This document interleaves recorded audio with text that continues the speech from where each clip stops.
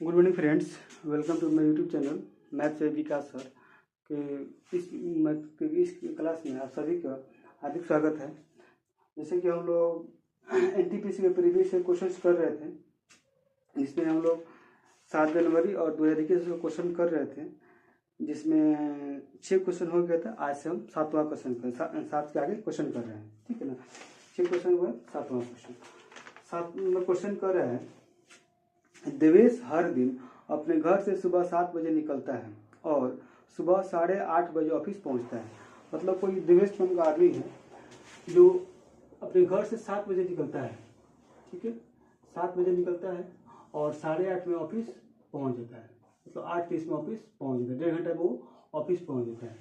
एक दिन ऐसा आता है, कंडीशन दिया हुआ है कि वो एक दिन वो अपने घर से सुबह 7 बजे निकलता तो है, लेकिन उसमें दूरी का 5वां हिस्सा अपनी सामान्य गति के दूरी का 5वां हिस्सा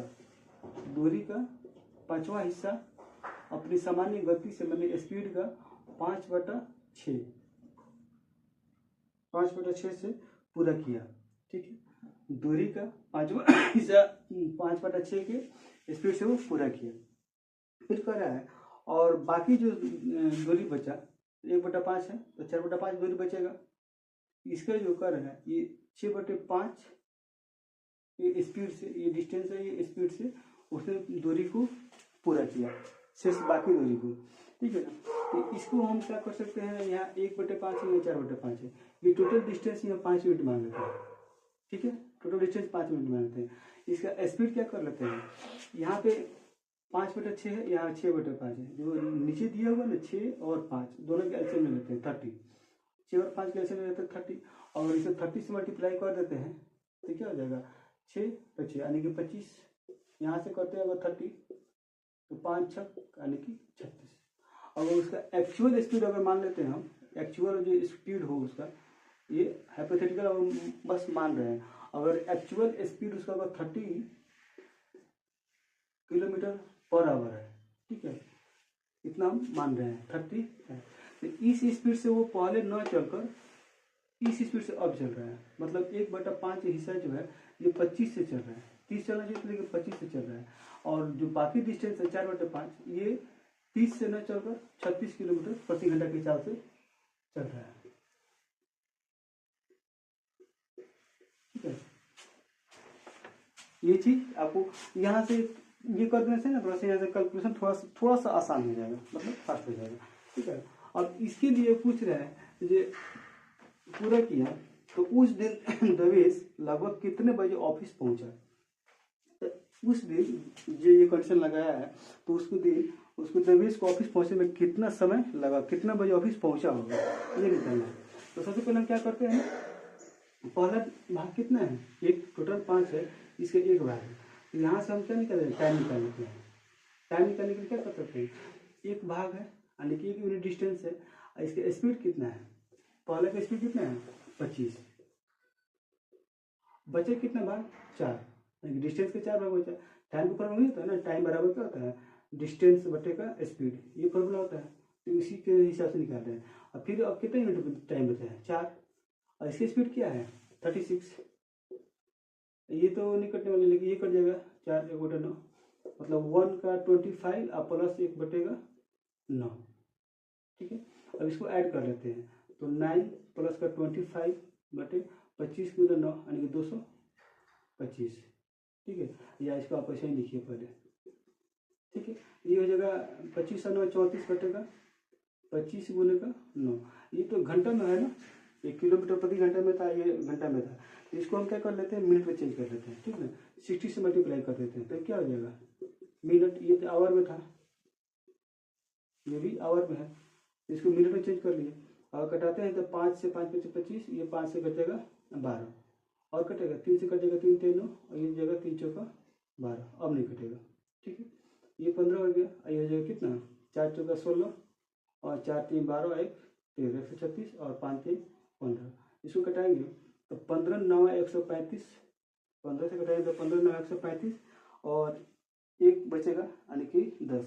फिर डिवाइड होगा 135 से और 0.15 होगा तो 0 और 100, 15 9 15 75 15 छक 90 लगभग 6 होगा। तो इसको हम 9.06 ना मानकर इसको क्या मान लेते हैं, अप्रॉक्स मान लेते हैं, अप्रॉक्स 10 मिनट।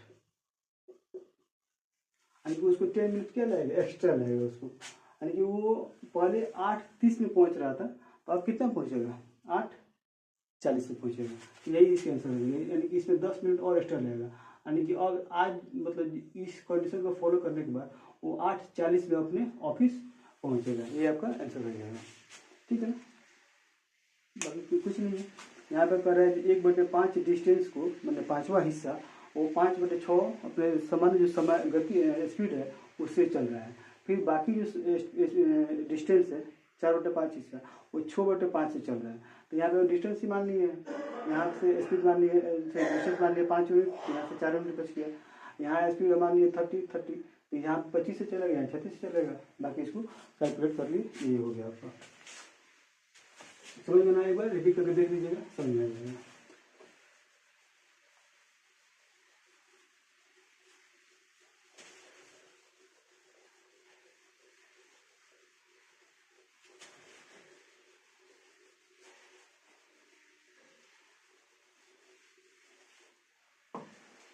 अगला क्वेश्चन है, कह रहा है एक वृत्त है, तो एक त्रिभुज और एक वृत्त को क्वेश्चन बना दिया है। 8 नंबर क्वेश्चन है, कह रहा है ये ऐसे है, एक वृत्त है और यहाँ से एक त्रिभुज खींचा गया है, ठीक है। यहाँ पे आपका ए है और यहाँ से एक ऐसे है, बी है और सी है। यहाँ पे पी पे टच कर रहा है, यहाँ क्यू पे है और यहाँ पे आर पे टच कर रहा है। कह रहा है कि एक त्रिभुज ए बी सी है और एक वृत्त जो इसको बी सी को पी पे टच कर रहा है और ए बी को बढ़ाने पर क्यू पर और ए सी को बढ़ाने पर आर पर ही टच कर रहा है। तो इसे निकालना क्या है, ए क्यू की लंबाई निकालना है। जो ए क्यू है इसका लंबाई बताना, ए क्यू बराबर क्या होगा, ठीक है ना, ए क्यू क्या होगा, ठीक है। अगर इसको डायरेक्ट आपको फॉर्मूला याद मतलब याद रखना है तो याद रख लीजिए, क्या ए क्यू बराबर जो होता है त्रिभुज का जो पेरीमीटर होगा ए बी प्लस का बी सी प्लस का ए सी, इसका आधा होता है।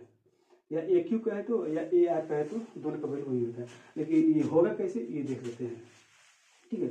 यहाँ पे अगर देखते हैं हम दो एक ही चीज इसमें फॉलो हो रहा है, क्या कोई वृत्त है और किसी पॉइंट से इसमें अगर दो इसमें हम टेंजेंट खींचते हैं, इस पे स्पर्शरेखा खींचते हैं,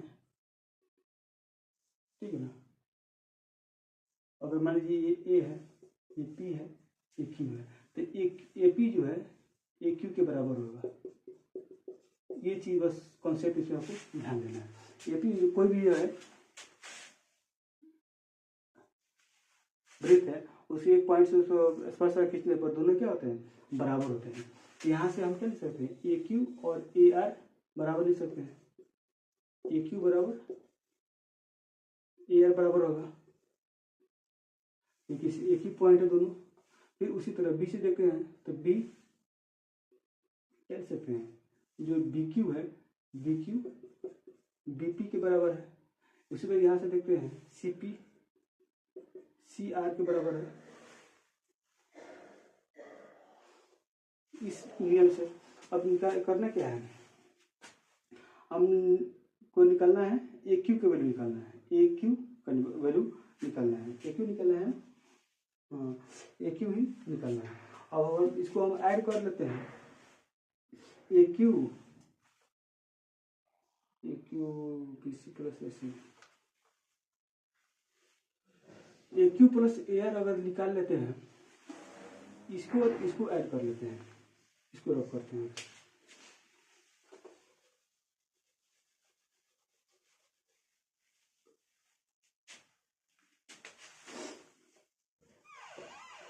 A Q plus A are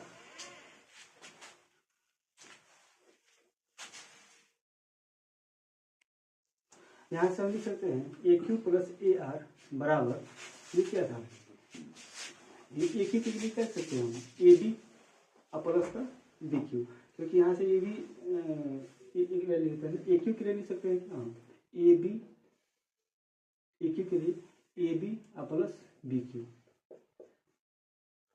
ठीक है। और ए आर के लिए क्या लिख सकते हैं, ए आर के लिए ए सी और प्लस का ए आर। अब यहाँ पे हम ए बी को रहने देते हैं और ए सी को रहने देते हैं। यहाँ पे एक लाइन और लिख लेते हैं। ये यहाँ पे ए क्यू जो है आपका है ए आर के बराबर है, तो ए क्यू को हम दो बार लिख सकते हैं ना, ए क्यू और प्लस ए क्यू, क्योंकि ए क्यू ए आर तो बराबर ही है। यहाँ से हम ए बी लिख सकते हैं, ठीक है, और ये प्लस का बी क्यू और प्लस ए आर नहीं, तो ठीक है, बी क्यू, ये बी क्यू, इसको चेंज कर लेते हैं। ये जो बी क्यू है यहाँ से लेकर यहाँ तक ये बी पी के बराबर ही है, इसको हम बी पी लिख सकते हैं। और यहाँ पे है जो सी आर है वो सी पी के बराबर होगा, यहाँ पर ऊपर ही लिख दिए हैं क्यों बराबर होगा, ठीक है। और यहाँ से ए सी को हम सेम लिख देते हैं। अब यहाँ से हम ए क्यू निकाल सकते हैं, 2AQ,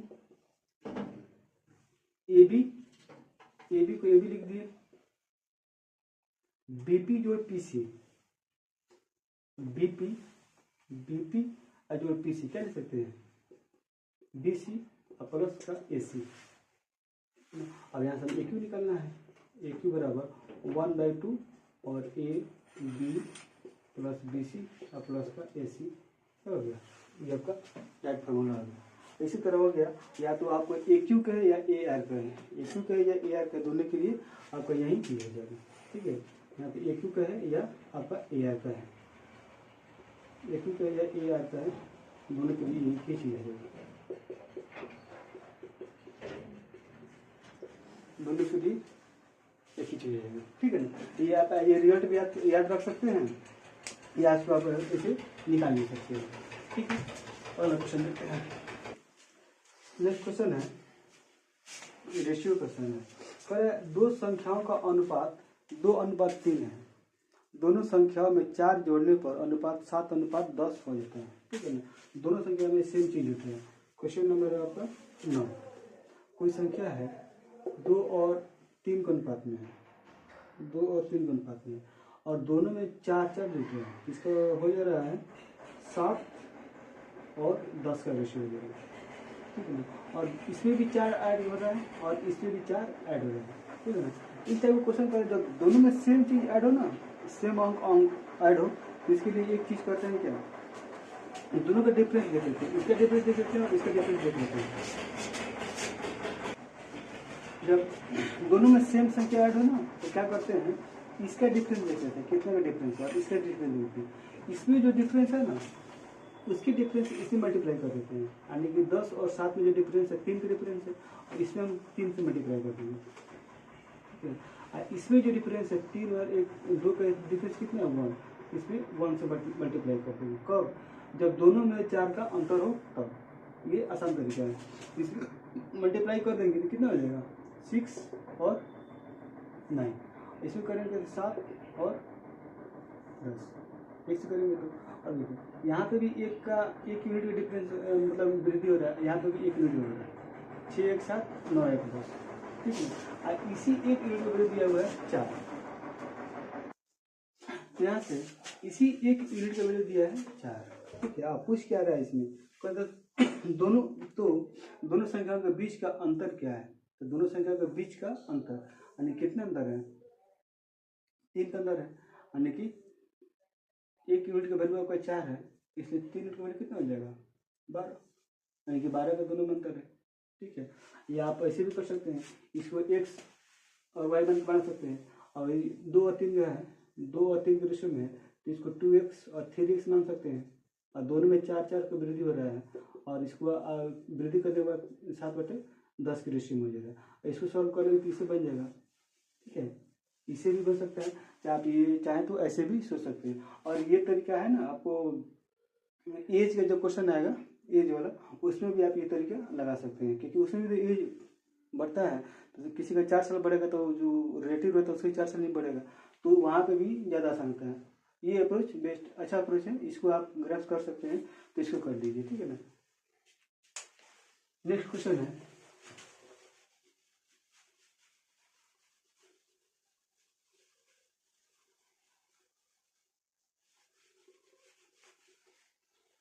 10 नंबर कर 5 पूरे किसी दीवार को 12 दिन में बना लेते हैं, ठीक है।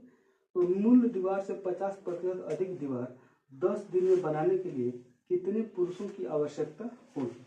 टाइम नंबर का क्वेश्चन है, कर रहा है ये 5 पुरुष किसी दीवार को 12 दिन में बना देता है, ठीक है। 5 वो आदमी है, किसी दीवार को 12 दिन में बना लेते हैं। फिर कर रहा है तो मूल दीवार से 50% अधिक दीवार, मूल दीवार से 50% अधिक दीवार 10 दिन में बनाने के लिए कितने पुरुषों की आवश्यकता है, ठीक है। 5 आदमी है, 5 आदमी है, किसी दीवार को 12 दिन में बना रहे हैं, ठीक है। 5 आदमी है, क्वेश्चन नंबर है आपका 10। 5 आदमी है, ठीक है, किसी दीवार को 10 दिन में बना रहे हैं, तो टोटल काम कितना हो गया 50 वर्ग। 5 आदमी है, किसी 10 नहीं है, 12 दिन है। 12 दिन में किसी काम को करेगा, यानी कि 12 दिन में कितना काम किया होगा, 60 काम किया होगा।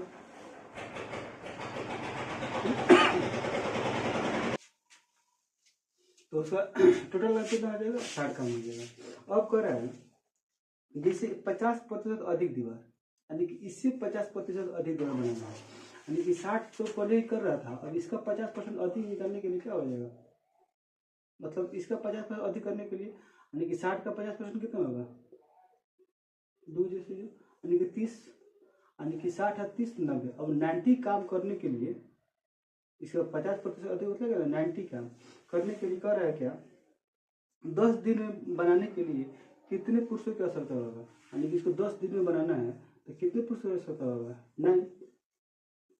यही इसका सोल्यूशन हो जाएगा, ठीक है। यानी कि 9 वो आदमी को अगर लाएंगे तो इससे 10% 50% अधिक काम कितने दिन में कर लेगा, 9 दिन में कर लेगा। 10 दिन में करना है तो कितना दिन कर लेगा, 9 आदमी कर लेगा। ये इसका 9 आदमी आंसर हो जाएगा। नेक्स्ट क्वेश्चन है,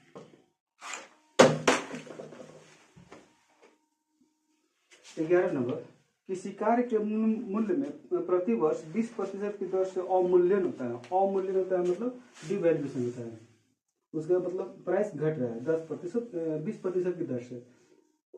क्वेश्चन नंबर है आपका 11, 20% के रेट से उसका क्या हो रहा है, प्राइस घट रहा है यानी कम हो रहा है। इसका फ्रैक्शन वैल्यू क्या लिख सकते हैं, एक वैल्यू लेते हैं 20/100, मतलब 1/5। अगर किसी कार का मूल्य अगर 5 रुपया है तो हर साल क्या हो रहा है 1-1 रुपया उसका कम हो रहा है। 5 यूनिट अभी है तो अगले साल क्या हो रहा है 1 यूनिट कम हो रहा है, फिर 1 यूनिट कम हो रहा है। तो ये कह रहा है क्या, तो 2 वर्ष बाद कार का मूल्य 4,80,000 हो जा रहा है 2 साल के बाद, यानी कि अभी 5 है तो 4 हो जा रहा है। ये 2 साल के बाद कर इसके स्क्वायर कर देंगे, ये भी CI की तरह ही है, ठीक है। तो वहाँ पे ये बढ़ता है और यहाँ भी ये घट रहा है, यानी कि 25 और 4 चौका 16। तो 2 साल के बाद जो है कार का जो मूल्य है ये ओरिजिनल प्राइस से कितना हो गया 16 हो गया, यानी कि 25 से इसका 16 घट के हो गया। अब कर रहा है क्या, ये 4,80,000 रुपये हो जाता है, यानी कि इसका जो वैल्यू है क्या है 4,80,000, ये 16 का वैल्यू है। तो 1 यूनिट वैल्यू कितना हो जाएगा 16 के 48, यानी कि 30,000। इसे निकालना क्या था कार का वास्तविक मूल्य, तो वास्तविक मूल्य कितना है 25, तो 25 यूनिट का वैल्यू, यानी कि 25 गुना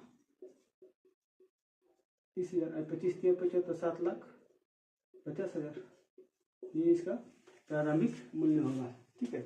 इसको ऐसे कर लेंगे आसान हो जाएगा, ठीक है। और फिर रुकिएगा, ठीक है दोस्तों, आज के लिए इतना ही करते हैं, फिर अगला क्वेश्चन जो बाकी क्वेश्चन है नेक्स्ट वीडियो में करते हैं। Thank you, good night, take care.